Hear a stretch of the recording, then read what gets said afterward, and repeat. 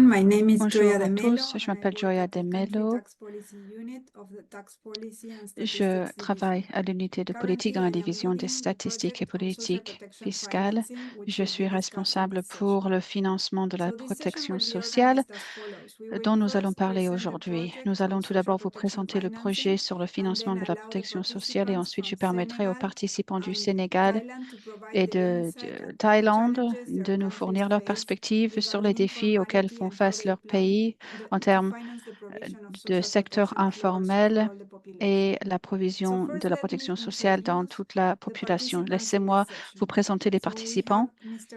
Nous Adamasek, avons who's the Monsieur coordinator of the Adamasek, Unit of Studies coordinateur de and Planning l'unité at the des Ministry études et of Finance planification au of ministère de Senegal. la Finance du We Sénégal. also want to Nous welcome avons Mr. Jim également Napun Monsieur from the Jim Social Napoon Security Office of Thailand. du And Bureau de la finally, we protection have sociale en Anders Thaïlande. Gerding, Ensuite, nous avons Program Anders Manager at the Gerdin, Swedish directeur de International Development projet Cooperation Agency, à which is l'Agence the de agency coopération et de financing this développement project. pour la So protection welcome to sociale qui everyone. finance ce projet. So Bienvenue à I tous. will share some Je slides vais now d'abord as I partager quelques diapos briefly present the avec vous. Je project. vais très brièvement vous présenter le projet. So the objective of the project is to L'objectif perform an du in-depth projet analysis of the est coverage and d'avoir une adequacy of analyse social protection in a approfondie given de la country, and protection then sociale propose to dans expand différents social pays et protection in the ensuite short d'élargir and la medium protection term. sociale dans le court et le Subsequently, moyen we terme. focus on Par conséquent, nous nous identifying sommes policy concentrés sur options that l'identification des would options contribute de to politique qui financing pourraient the additional contribuer au savings. financement So the objective is also des to promote points supplémentaires. Nous initiate a souhaitons dialogue around social promouvoir et protection initier le financing dialogue au among the sujet du relevant financement de la institutions in the protection countries sociale under parmi study. les So institutions as I said, the pertinentes du project is pays. Comme j'ai financed by dit, the c'est un Swedish projet financé International par Development l'Agence de Cooperation Agency, développement et and de coopération the OECD internationale team is composed de from la both the Center Suède. of Tax L'équipe Policy de and l'OCDE Administration est composée de and the l'administration de OECD politique Development fiscale Center. ainsi que le Centre de développement de l'OCDE. So we plan to cover 6 Nous developing allons countries under this project, parler de 6 pays en including développement dans Senegal, ce projet, y compris Thailand, le Sénégal, le Cameroon, and Costa Thaïlande, le Rica. Cameroun et la Costa Rica. So as you can see, the Comme vous project voyez, le covers projet countries with couvre varying différents income pays levels, but all of which à have the différents common niveaux de challenge of revenus, addressing mais qui informality. ont le défi For commun each du country, we secteur will publish a informel. Pour country chaque pays, report nous and allons provide publier le trainings rapport du on the pays different et aspects of the fournir des analysis on formations sur demand. différents aspects de We are l'analyse. also willing Nous to publish allons extra également working papers publier that zoom into d'autres specific documents de areas of travail analysis in the qui case abordent we are des able points to spécifiques de get l'analyse information on en tax profondeur administrative data. au sujet des For informations sur example, les focusing on the personal income tax administrations or fiscales, comme understanding par tax exemple regimes that the les country impôts sur le may revenu have ou in les régimes place. fiscaux dans chaque pays déjà en place. Okay, so in the presentation, Dans we cette will provide présentation, some nous allons examples vous of the donner type of quelques assessment exemples that we have des carried out for analyses que Senegal nous and avons Thailand. déjà And also we effectuées pour want le to Sénégal et provide la Thaïlande. some Nous allons basic également vous indicators donner des regarding these indicateurs two de countries base that will dans ces allow deux you to pays qui better vous permettront understand de the mieux comprendre interventions les from interventions Adamasek and Jim Napun when they describe the challenges that des these major countries, Senegal and intervenants Thailand, lorsqu'ils respectively, vous face. expliquent les défis auxquels Okay, font so just face to leurs start pays. with, Pour commencer, informality rates in these par les countries taux differ de secteur significantly, informel qui sont with très différents Senegal dans ces facing pays. a Au Sénégal, 94% of their population 94% de la population that is qui informal, while in est Thailand, dans le secteur 52% informel, of the alors qu'en Thaïlande, c'est population, of the working 52% population is de la informal. population And that, qui en as a âge de result, travail. social insurance Donc, coverage is much la higher in Thailand. couverture sociale est But beaucoup also social plus élevée assistance en Thaïlande, coverage is more extended in Thailand. ainsi In que fact, 61% l'assistance of à the la protection population sociale. benefits 61% de from la at population en least Thaïlande one social bénéficie d'au moins protection program in Thailand, while un in programme de Senegal, protection only sociale, alors qu'au 24% Sénégal, of the ce n'est que population 24% de la benefits population from at qui least one bénéficie d'au moins social protection un program. programme de protection Now, sociale. although their informality rates Même, differ même significantly, si les both niveaux de countries have secteur in common informel sont that the différents, majority of les deux informal workers are pays self-employed. And this ont poses even more beaucoup challenges regarding de travailleurs formalization en efforts freelance, donc c'est très than difficile pour les formalizing, for efforts example, de formalisation workers, salaried workers.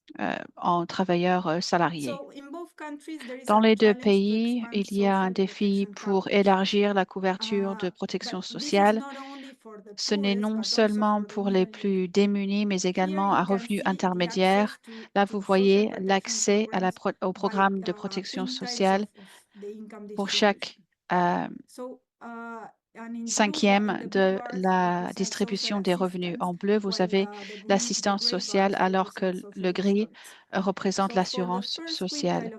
Pour le premier cinquième de la distribution en Thaïlande, environ 50% des individus bénéficient d'au moins un programme d'assistance sociale, alors qu'environ 10% de ces individus bénéficient d'au moins un programme d'assurance sociale, ce qui veut dire qu'au moins 40% des individus dans le premier cinquième de la population ne sont pas couverts. Ceci va également pour ceux au milieu de la distribution. Pour la troisième catégorie, donc c'est ce qu'on appelle le milieu qui manque, auquel font face beaucoup de pays. Pour les personnes qui pourraient contribuer ne sont pas couvertes par la protection sociale. C'est un défi à aborder. En parallèle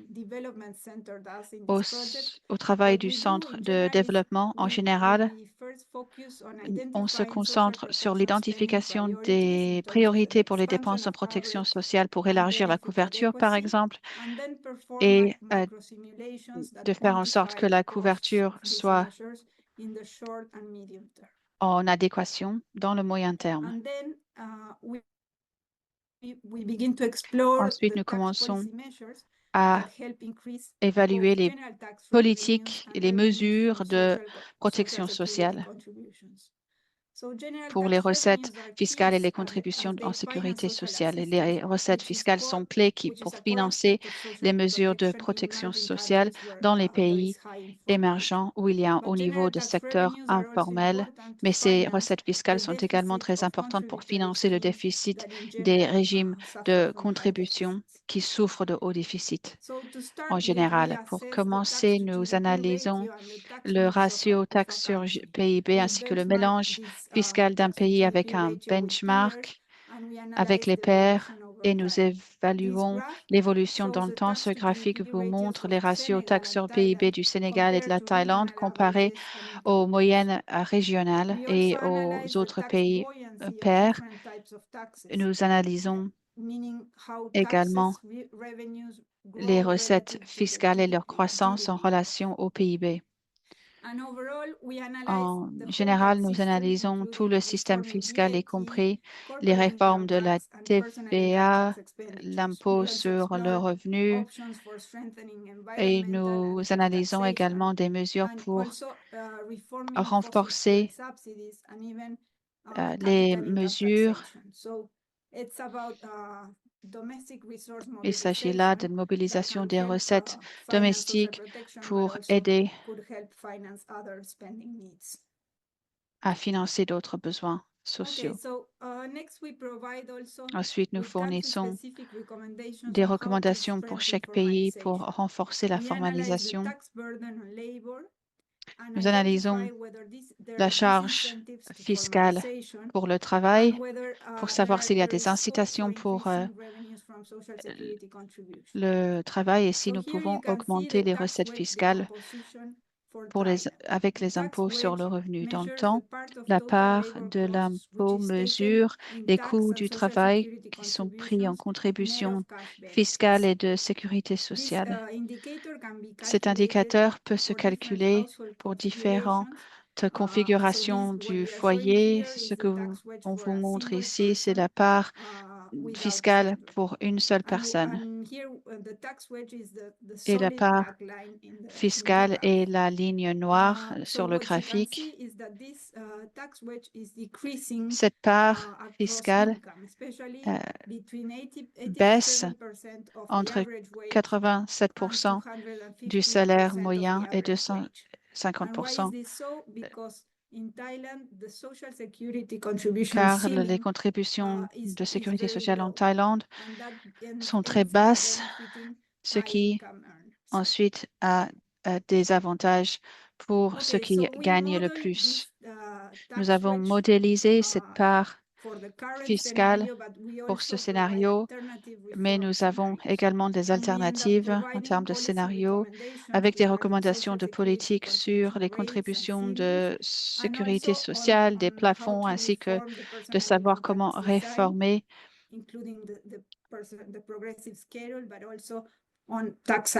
les systèmes d'impôts personnels, les abattements fiscaux. C'est très important ici de réduire les non-incitations à la formalisation pour également renforcer la progression du système fiscal, mais surtout pour les impôts sur le revenu personnel.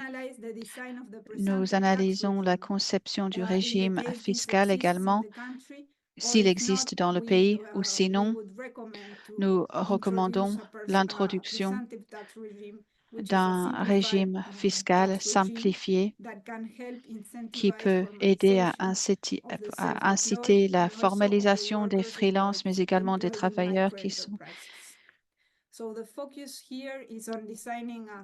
Nous nous concentrons là sur la conception d'un régime fiscal simplifié qui peut augmenter la couverture de la sécurité sociale. Le groupe cible sont les micro-entreprises, les freelances et le seuil d'enregistrement est comme la TVA et l'objectif est de simplifier la conformité. Également, en général, il y a un seul impôt qui comprend les contributions de sécurité sociale, la TVA et les impôts sur le revenu.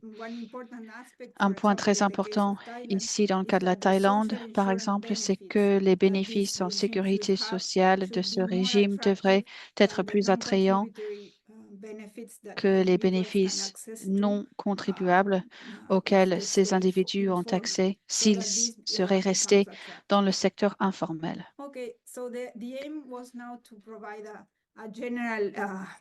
L'objectif est de fournir une idée générale de l'analyse que nous mettons en œuvre. Pour résumer du côté fiscal, nous mobilisons les recettes fiscales. Ensuite, on se concentre sur le renforcement de la formalisation pour évaluer comment les salaires sont imposés et comment formaliser les auto-entrepreneurs. Si vous avez des questions ou si vous pensez que votre pays pourrait être intéressé à cette analyse, n'hésitez pas à me contacter. Vous avez nos adresses mail sur cette diapo. Je vais donc donner la parole maintenant à mon collègue Antoine. Vous avez la parole. Merci, Joya. Bonjour, bonsoir à tous. Cher Adama, cher Jim, mes collègues du Sénégal et de la Thaïlande, merci d'être ici avec nous aujourd'hui pour parler en profondeur des sujets dont Joya vient de parler. Nous avons quelques questions pour vous. Tout d'abord, pour vous deux, au sujet des défis et des obstacles à la formalisation des travailleurs et des entreprises dans vos pays respectifs. Et une deuxième question au sujet de votre pays, ce qu'il pourrait faire pour développer et soutenir la formalisation de ces travailleurs et de ces entreprises qui sont informelles. Je vais commencer par vous, Jim, pour la Thaïlande en anglais, et puis ensuite, après Jim, ce sera Adama pour le Sénégal. Bonjour Antoine, bonjour à tous. Merci à l'OCDE. C'est très utile pour la Thaïlande de comprendre notre paysage pour savoir comment collecter plus d'impôts qui commencera par la formalisation. Nous avons beaucoup de défis auxquels nous faisons face pour la mobilisation des recettes domestiques. Par exemple, nous avons 40 millions de travailleurs, mais que 12 millions sont dans les régimes de contribution de sécurité sociale. C'est un chiffre qui augmente, mais très lentement. Depuis 10 ans, ce chiffre n'a augmenté que de 10 à 20%. La première chose que nous avons est la barrière juridique des dérogations, par exemple, qui vont exclure les travailleurs domestiques, travailleurs de maison, les travailleurs sur les fermes ou ceux qui travaillent dans le secteur de la pêche. Il est très difficile de tracer et de suivre ces travailleurs et nous avons des dérogations qui sont en place. C'est pour cela qu'il est difficile d'élargir la couverture. Ce n'est pas si simple. Par exemple, aujourd'hui, 73% de nos salariés ont moins de 10 salariés. La plupart de nos employeurs sont de petites entreprises et ces 73% des employeurs ne couvrent que 11% des membres. Et de l'autre main, nous avons 3% des employeurs qui sont de grosses entreprises qui couvrent 60% de nos 12 millions de travailleurs inscrits à ces régimes de sécurité sociale. Et ces chiffres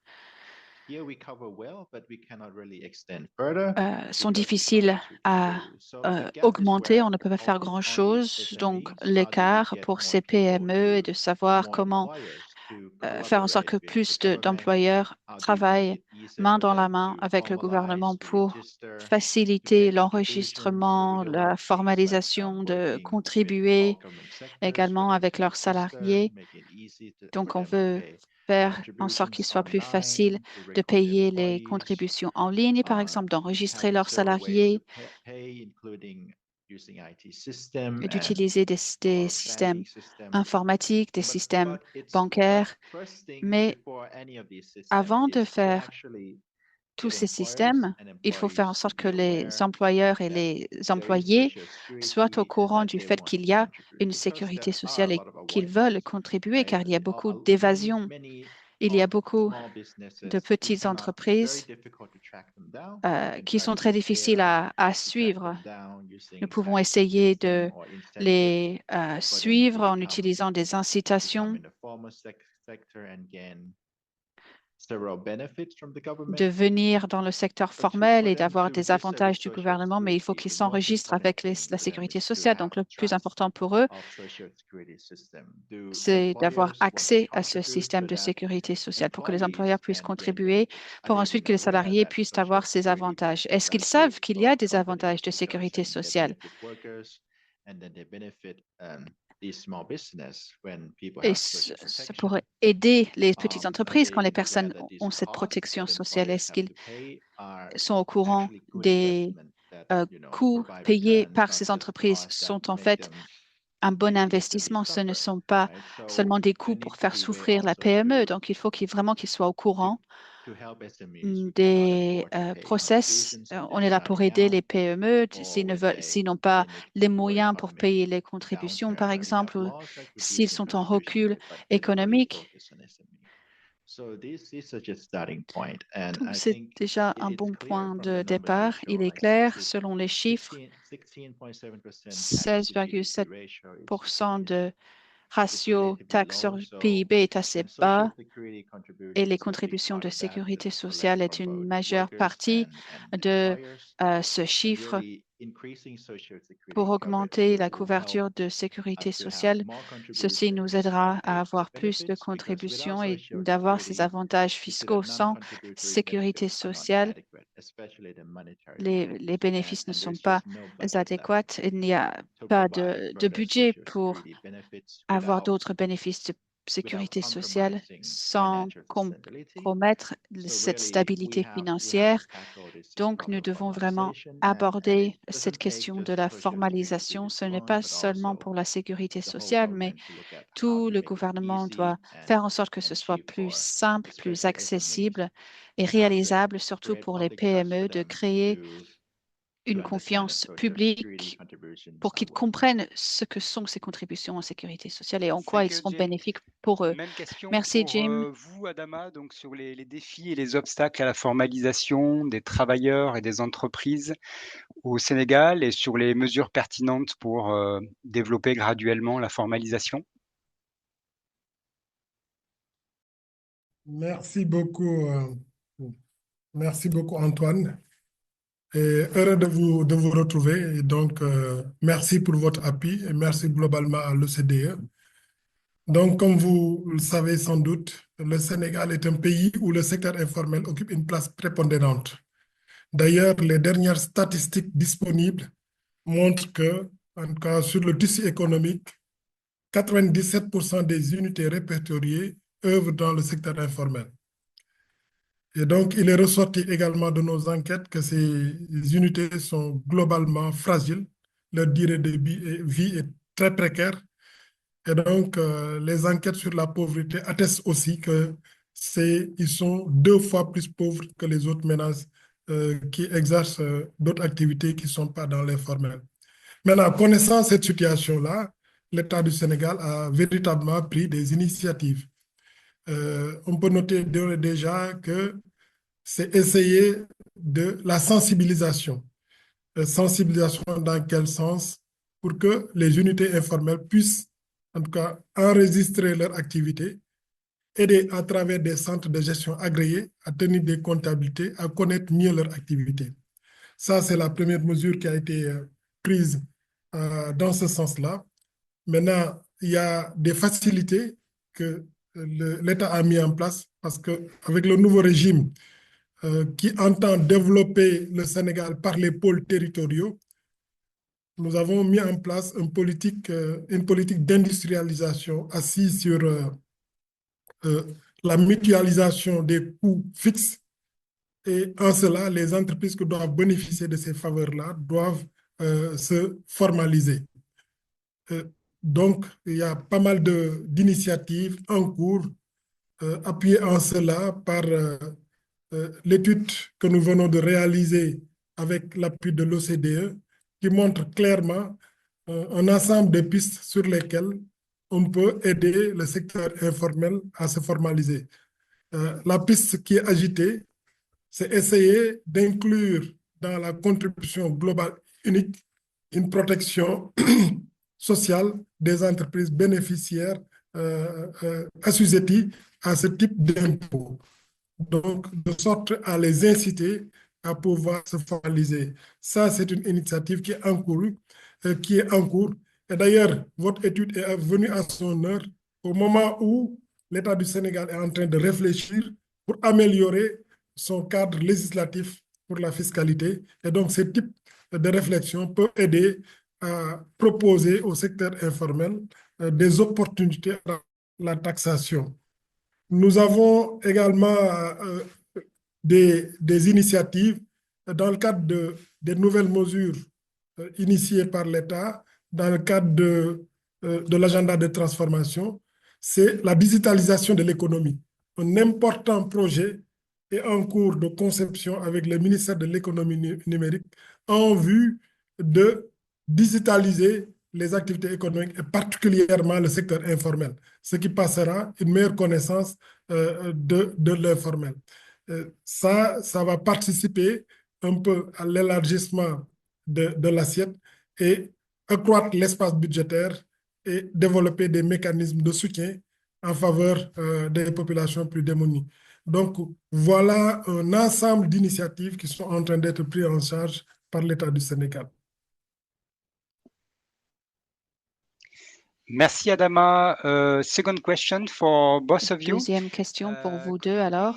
Est-ce que vous pourriez, s'il vous plaît, décrire vos régimes de contribution volontaire dans vos pays et nous expliquer un petit peu si ces régimes sont réussis, s'ils ont pu élargir cette couverture de sécurité sociale? Jim d'abord et puis ensuite Adama.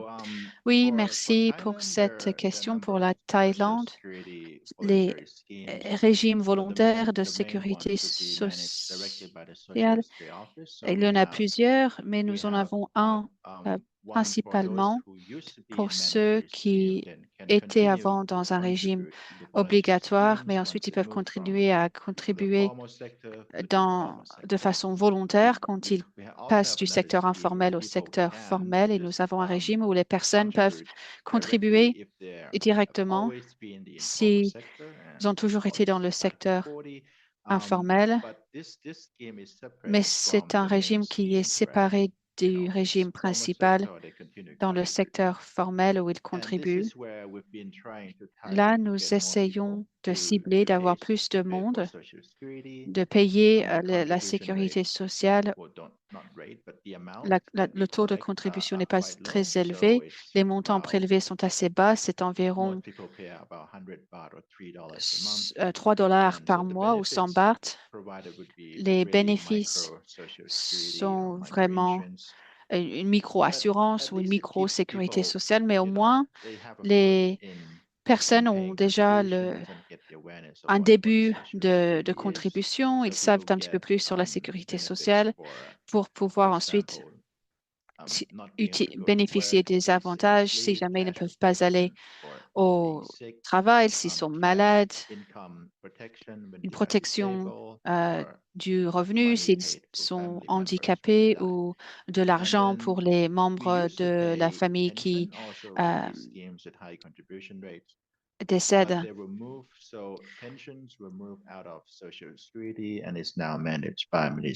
Ceci est maintenant géré par le ministère de la Finance et nous avons créé un régime d'assurance pour les retraites. Donc, c'est le fonds d'économie nationale. Et en fait, c'est une contribution définie dans laquelle il paye ces contributions. Le gouvernement ajoute dans cette contribution et le montant total est ensuite converti à la retraite. Donc, voilà les deux régimes principaux de contribution. Donc, les gens payent ces contributions et ensuite ont des avantages quand ils prennent la retraite. Il y a eu une division il y a 10 ans et ça n'a pas rendu les choses très faciles pour la population, je pense, car maintenant, ils doivent payer des contributions à deux identités séparées et le coût administratif sont plus élevés également. Et ensuite, nous avons des bénéfices moins élevés en termes de sécurité sociale. Donc, je pense que si les enveloppes, s'ils sont gérés par deux organisations différentes, peut-être qu'ils pourraient être vendus ensemble ou regroupés ensemble. Un bureau pourrait simplement vendre le produit et vous pouvez déplacer l'argent vers l'autre bureau. Par exemple, la sécurité sociale pourrait collecter les contributions et les mettre ensemble avec les avantages de la retraite et puis de transférer la retraite au Fonds national d'économie. Ça pourrait faciliter la vie et d'avoir une couverture plus complète et des bénéfices plus complets également. En termes d'assurance sociale, les régimes deviennent de plus en plus difficiles car nous avons cette couverture universelle de la santé qui est arrivée après la sécurité sociale. Il y a 35 ans, environ, la sécurité sociale a commencé en Thaïlande et puis il y avait également des régimes de santé. Donc, les gens qui contribuaient au régime obligatoire de sécurité sociale ou de façon volontaire avaient également une assurance santé. Mais la couverture est assez basse, donc le gouvernement avait créé cette couverture universelle de la santé et maintenant, cette couverture rattrape les avantages principaux. Donc, ceux qui ne bénéficient pas et qui l'ont gratuitement, qui ne contribuent pas dans un régime de couverture de santé, ont des avantages similaires à ceux qui payent des contributions à la sécurité sociale, ce qui fait qu'il est difficile d'élargir cette couverture de sécurité sociale, car ils se disent pourquoi est-ce que je payerais ces contributions si je suis couvert gratuitement pour la santé et nous ne pouvons pas faire une couverture volontaire pour la sécurité sociale. Donc, il est difficile pour nous d'élargir la couverture et nous avons également des soucis budgétaires en termes des régimes de santé. Donc, il faut essayer de voir ensemble comment réformer le système de santé, faire en sorte que ça soit partie du régime de couverture universelle de santé et quels sont les avantages qui pourraient rester avec ce régime de contribution. Thank you, Jim. Adama, même question, donc sur les régimes d'assurance sociale volontaire, leur efficacité, donc ceux qui existent actuellement au Sénégal, leur efficacité potentielle ou limite, brièvement? Merci beaucoup, Antoine. On dirait que la connexion n'est pas bonne à mon niveau. Voilà, par rapport à votre question, vous m'entendez? Oui, on vous entend très bien, Adama. Voilà, j'ai pas très bien entendu la question. C'est sur les régimes de protection sociale, n'est-ce pas? Alors, c'est sur les régimes d'assurance sociale volontaire. Donc, je pense en particulier au RSPC. Oui, Donc, expliquer un d'accord. petit peu ce qui existe au Sénégal actuellement et donc l'efficacité, le potentiel ou peut-être les limites de ce régime-là pour étendre la couverture de la protection sociale. Ok, parfait, merci beaucoup. Mais quand même, permettez que je dresse la situation du Sénégal pour que globalement, nous avons deux régimes. Pour l'assistance sociale, c'est ça qui est plus développé que le régime contributif. Et véritablement, ce qui l'explique, généralement, les régimes contributifs se limitent aux travailleurs qui sont plus ou moins euh, formalisés. Maintenant, il existe des initiatives comme le régime spécifique pour les petits contribuables. Là, véritablement, c'est à l'état c'est pas très développé. Pour l'instant, nous avons des secteurs pilotes comme le secteur de l'artisanat où ce régime-là est en train d'être testé. Et véritablement, l'idée qui est attendue, c'est avec ce test-là, essayer les résultats concluants de d'embarquer ce type de dispositif dans dans la contribution globale unique afin de capitaliser et permettre à ce que, véritablement, dans ce que les sommes forfaitaires qui sont payées par ces unités-là puissent en tout cas avoir une part qui devrait les services pour les couvrir en cas de besoin. Donc, cette réflexion-là est en cours et nous sommes en train de réfléchir là-dessus. Ce n'est pas encore tout à fait développé. Comme je l'ai indiqué dans mon premier propos, pour cela, les régimes volontaires, c'est à l'étape vraiment embryonnaire, ce n'est pas tout à fait développé. Une réflexion est en cours. Et je disais tantôt que les réflexions que nous sommes en train de faire avec vous devraient considérablement aider à capitaliser sur les meilleures pratiques qui existent de par le monde et les inclure dans les nouvelles initiatives que nous sommes en train de faire. Parce que ce que vous devez savoir, c'est que euh, d'importants montants sont consentis dans les régimes d'assistance sociale. Et véritablement, si on développe les cas alternatifs, les contributions volontaires, ça devrait permettre de soulager, en tout cas, le budget de l'État et améliorer un peu la couverture des unités économiques. Voilà, le Sénégal est vraiment à une situation de réflexion. Et il y a des initiatives qui sont certes prises, comme le régime spécifique pour les petits contribuables, mais qui est limité pour l'instant dans un secteur pilote, qui est le secteur de l'artisanat. Ceci devrait pouvoir étendre à d'autres secteurs afin de pouvoir, en tout cas, mieux assurer la couverture des unités économiques. Merci, Adama. I have now a last question for you, Jim. Maintenant, j'ai and une then I dernière have question a pour vous, last Jim, one et for ensuite une you as dernière well, question Adama. pour vous, So Adama, for you, également. Jim, actually, Pour vous, it is Jim. three connected questions. Ouais, So, c'est d'ailleurs Jim, 3 questions en une. how do you think Jim, contributory and comment non-contributory social protection percevez-vous programs les programmes should de evolve in protection Thailand? sociale Can Thailand rely contributifs et non exclusively on the contributifs, et universalization comment of voyez-vous non-contributory l'extension de schemes? cela? And Est-ce maybe to sum up, qu'il in devrait your se opinion, concentrer sur what is the way les forward les for systèmes non Thailand obligatoires? Et selon regarding the vous, quel est extension l'avenir of pour la social protection Thaïlande coverage and concernant adequacy l'extension de la of protection benefits? sociale et l'alignement des avantages?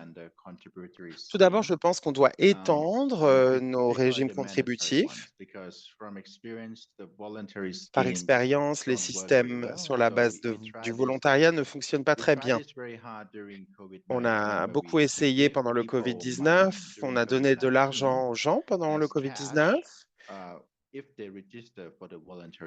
S'ils s'inscrivaient au système de 7 millions de personnes ont payé pendant 1 ou 2 mois pour récupérer cet argent du Covid. Et quelques mois plus tard ou un an plus tard, 90% d'entre eux avaient disparu. Et donc, ça montre bien que les régimes sur la base du volontariat montrent que les avantages de la de la sécurité sociale n'apprécient pas ces avantages lorsqu'ils ne sont pas en difficulté. Et ils veulent bien payer lorsqu'ils vieillissent. Par exemple, 60% des gens qui font partie de ces systèmes ont plus de 50 ans. Et donc, les gens ne veulent pas nécessairement payer et il faut étendre les systèmes de contribution obligatoires. Là, on réfléchit à changer la loi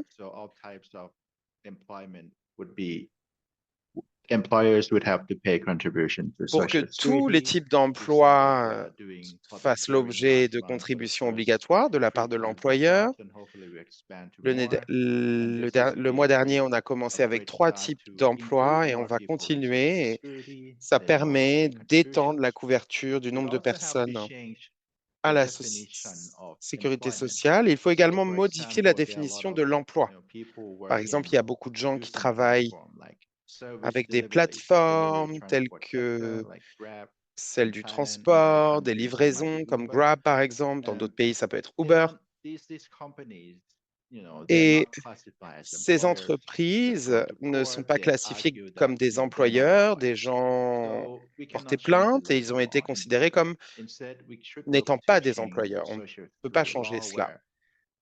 Mais il faut changer le droit de la sécurité sociale pour qu'il n'y ait pas que la relation employeur-employé, mais que d'autres types d'emplois soient couverts également. Par exemple, les personnes qui travaillent sur des plateformes pour qu'il y ait cette obligation de contribution. Et une fois que cela sera fait, eh bien, il aura une assiette plus large de personnes qui paieront des contributions, ce qui fera augmenter le ratio impôt-PIB, et il faut que les avantages soient pertinents également. Et un des principaux problèmes en Thaïlande, c'est la question des contributions, le fait qu'elles soient fixes à 15 000 bahts, 400 à 500 dollars.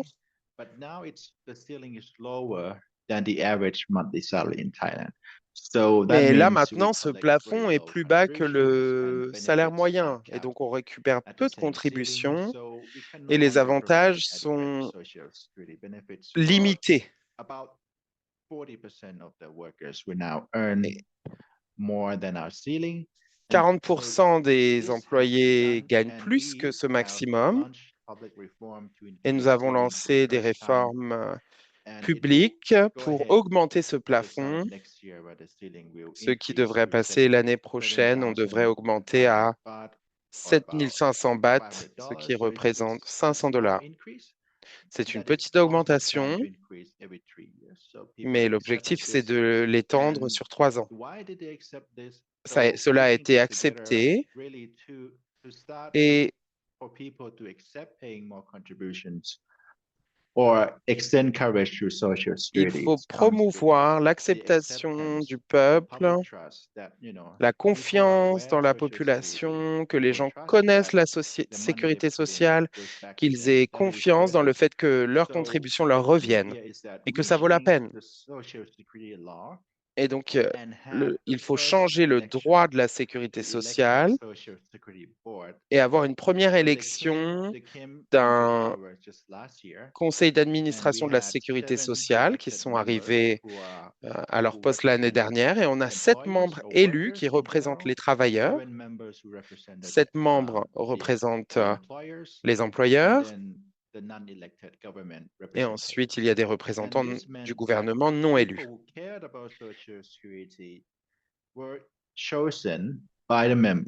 Et donc,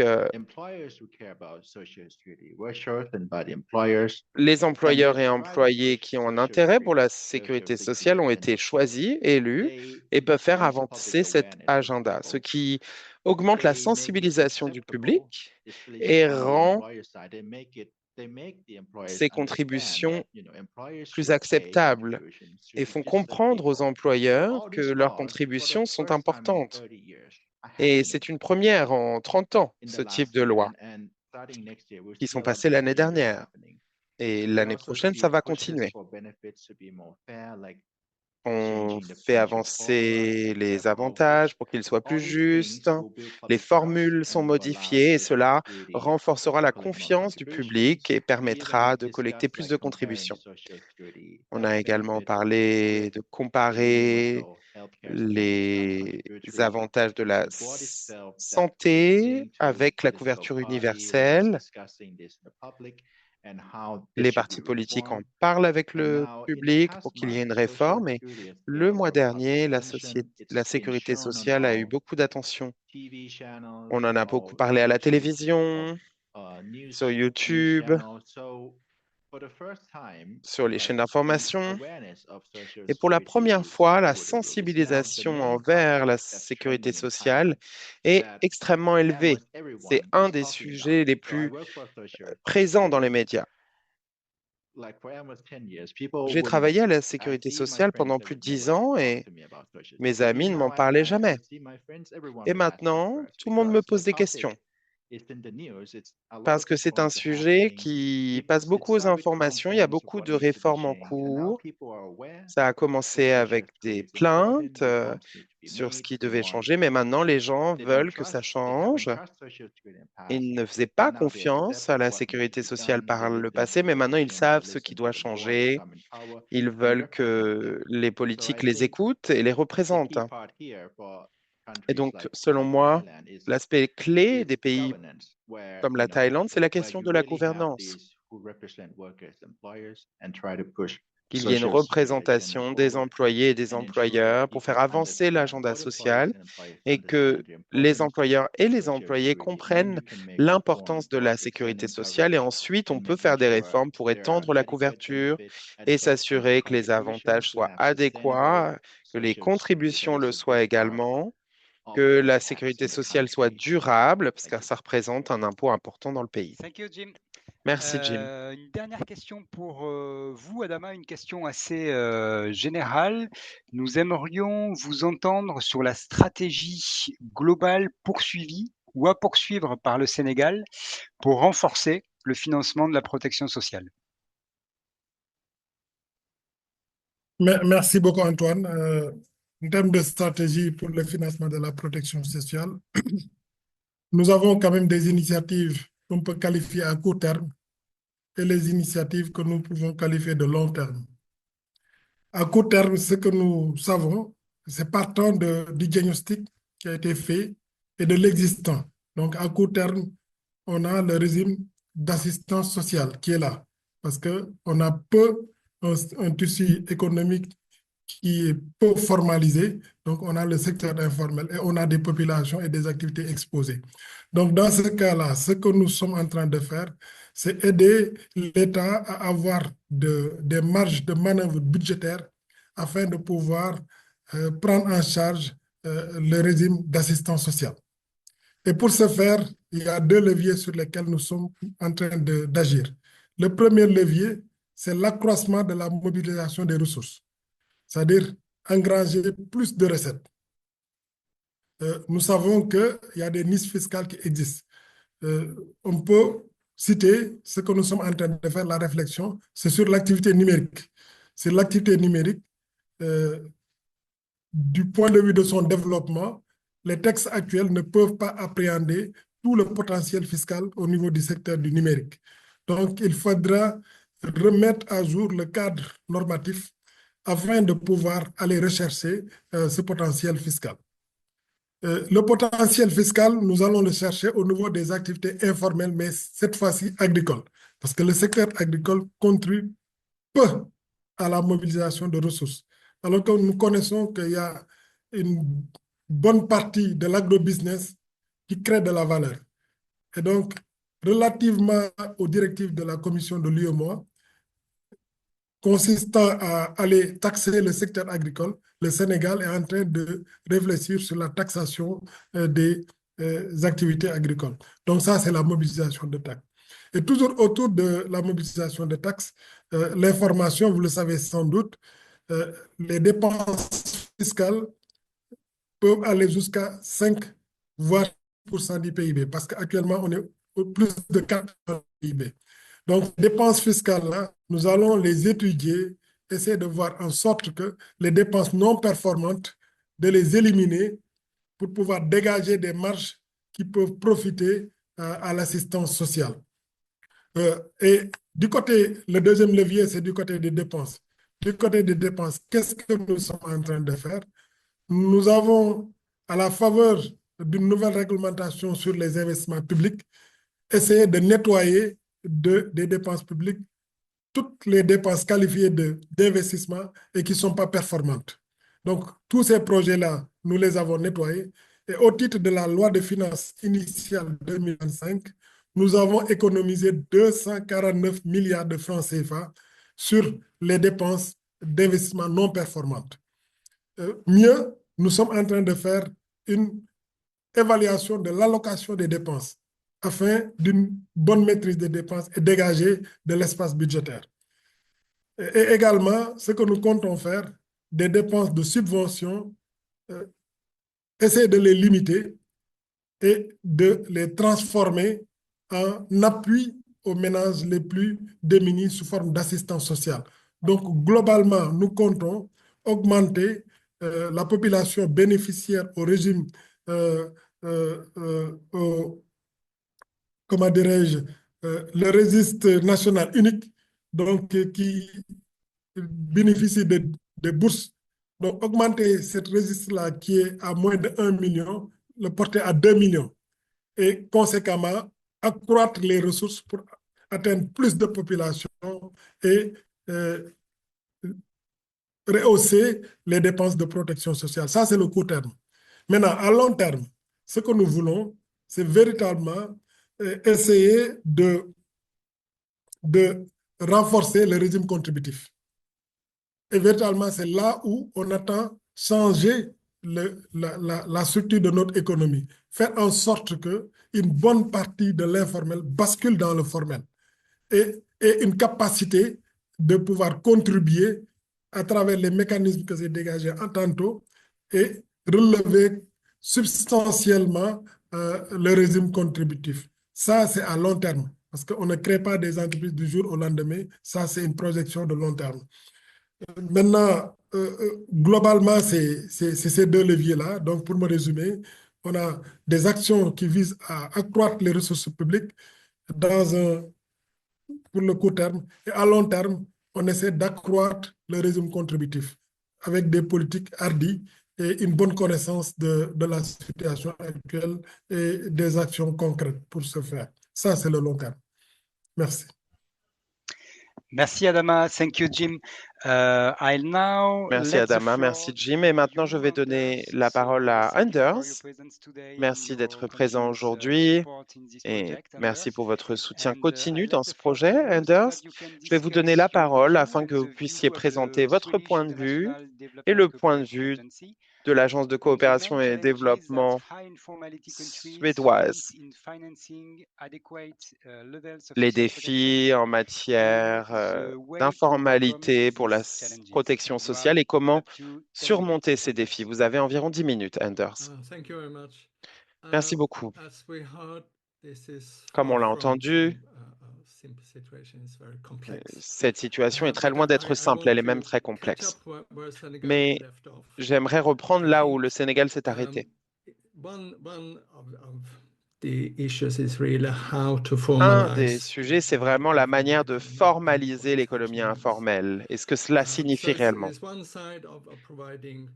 D'un côté, l'objectif est d'offrir plus de protection aux gens, mais également de promouvoir un soutien au marché du travail. Beaucoup de pays en développement font face à des problèmes structurels historiques qu'il faut surmonter. Des niveaux d'éducation particulièrement bas, notamment en Afrique subsaharienne et en Asie du Sud, avec un marché du travail très restreint, des ressources publiques limitées, ce qui impacte l'informalité. Et comme on l'a vu avec le cas du Sénégal, l'informalité peut atteindre 80 ou 90%. Et la plupart de ces personnes ont tendance à être en situation de pauvreté et il peut y avoir un manque d'éducation, de compétences. Et selon moi, cela fait partie des problèmes principaux auxquels il faut s'attaquer. Il faut s'assurer que les dépenses sociales, notamment la protection sociale, l'éducation et la santé, répondent à ces problématiques pour se concentrer sur l'employabilité. Il faut également comprendre comment des facteurs multidimensionnels impactent l'informalité, à savoir qui est informel, pourquoi et comment, et quels sont les obstacles auxquels ils font face pour se formaliser. Il peut y avoir de nombreux facteurs, c'est très complexe. Il y a des gens qui ont des niveaux de revenus élevés, d'autres moins, et des gens plus pauvres. Et je pense qu'il faut avoir une vision précise afin de s'attaquer à la question de l'informalité. Il faut également comprendre le rôle de l'économie informelle dans la société. Par exemple, fournir des services et des biens peu chers aux personnes pauvres qui ne pourraient pas se payer ce type de services autrement. Et il faut bien comprendre l'impact de la fiscalité sur ces biens et services. Il y a besoin de réformes pour surmonter ces obstacles en matière d'emploi et d'informalité. Il peut y avoir des réformes de simplification de la fiscalité pour augmenter la protection sociale, mais cela peut être insuffisant pour une formalisation totale.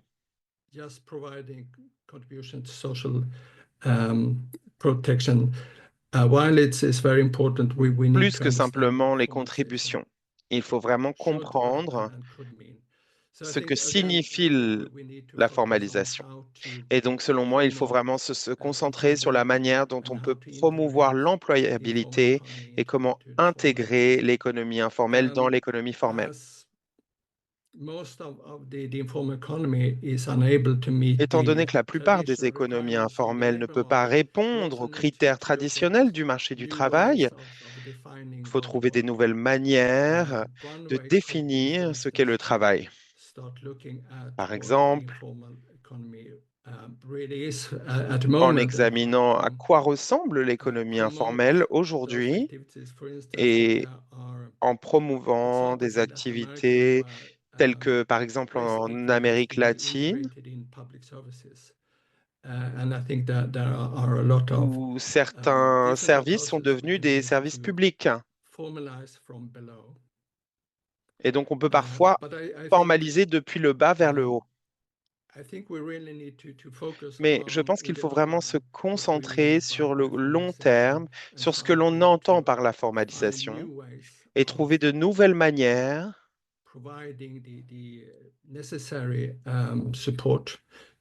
d'apporter un soutien nécessaire à la formalisation.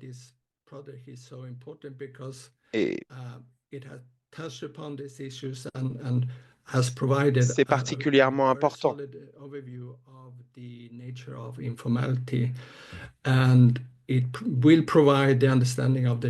Cela permet de comprendre le lien entre la croissance, la transformation sociale et les politiques. Et donc, j'ai hâte notamment de suivre les résultats de ce projet. Je suis particulièrement reconnaissant envers les participants de ces pays à ce projet particulièrement important. Je vais m'arrêter là. Merci beaucoup, Antoine. Merci, Anders. Et je vous repasse la parole, Julia, pour vos commentaires de clôture. Merci Antoine. Merci beaucoup à Jim, Adama et Anders pour leur participation. Il a été très intéressant d'écouter ces points de vue différents et ces défis auxquels font face la Thaïlande, le Sénégal, avec un très haut niveau d'informalité, avec des régimes non contributifs qui doivent faire l'objet d'une priorité au départ, puisque le secteur formel est très restreint. La Thaïlande est dans une situation un peu plus intermédiaire, mais les deux pays ont également indiqué qu'il était important d'avoir une vision long terme pour une plus grande formalisation. Anders nous a également parlé de cet aspect qui est également très important, au-delà de la question du financement et cette nécessaire réflexion sur la formalisation. Merci beaucoup pour votre participation et n'hésitez pas à nous contacter si vous êtes intéressé par ce type de projet pour votre propre pays. Sur ce, nous concluons cette session et merci beaucoup à toutes et à tous pour votre participation.